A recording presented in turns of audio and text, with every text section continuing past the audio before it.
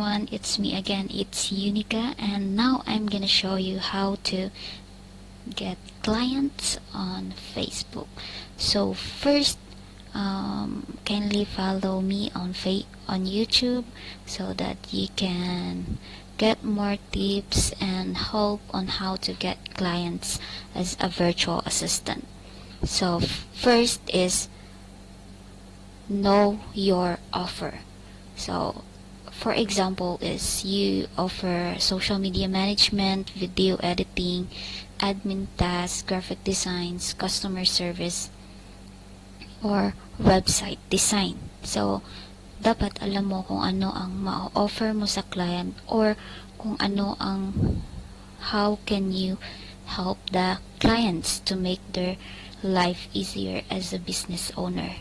So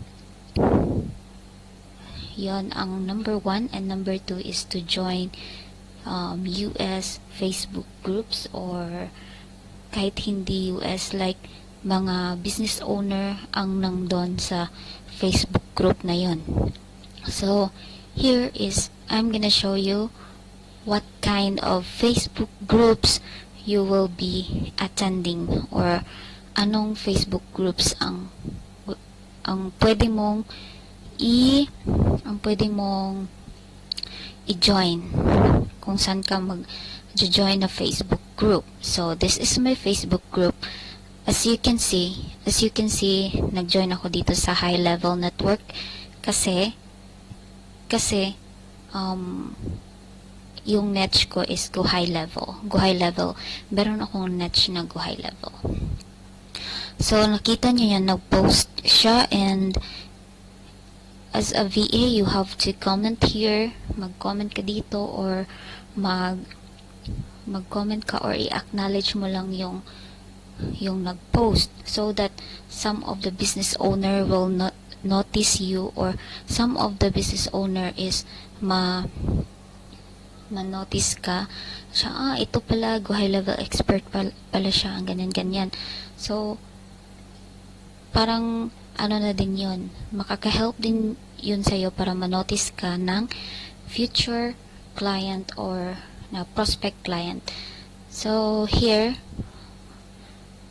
hold on, I'm gonna show you. Diyan, nakita mo dyan is ito yung mga groups na nag-join ako, at ilalagay ko to sa comment section or sa description link so that alam nyo at pwede din kayo maka-join. So kung pipindutin ko to, ito yung one of the sample ng Facebook groups na na-join ko, at some of my clients are nandito dito ko sila nakita, at dito din nila ako na-notice. Kasi like for this one, magko-comment lang ako sa kanila, mag-comment ako sa post or mag-reply or i-like ko tong post na to, is ma-notice ako ni client. So aside from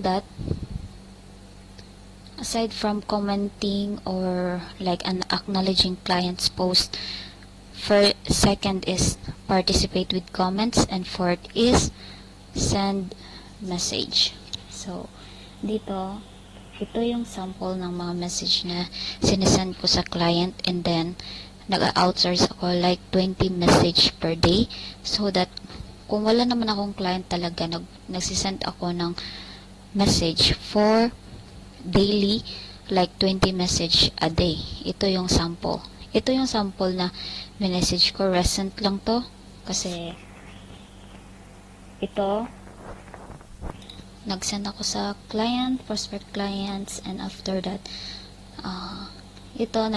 merong nag-reply at meron din namang wala, but most of them nagre-reply sila. Siguro in a day may 2 or 3 nagre-reply.